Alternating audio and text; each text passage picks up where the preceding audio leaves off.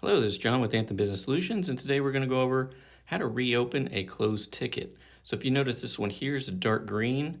If we go to our status bar here, that shows us that dark green is closed, so that's our closed ticket. If you have the ticket number, you can always do the search tickets down here and search for the ticket by number. So we're going to go into the ticket here. Now the ticket's closed because there's a tender attached to it and the total due is 0. So we have to undo this. So we need to tap on the tender down here or the payment and click this void payment. It's going to ask for a reason. I'm just going to put test in here for this, and we hit void. So now that voids off the payment or the tender. So now we're back to a balance of $5.95. Now at this point you can reapply the proper tender.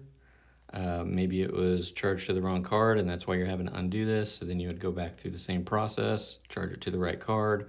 Or if you're wanting to void the ticket, you can't get this void ticket option until you've removed the tender and reopened the check.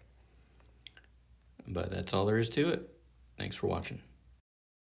Want to stay up to date on the latest tips and tricks? Don't forget to click the subscribe button and hit the bell icon.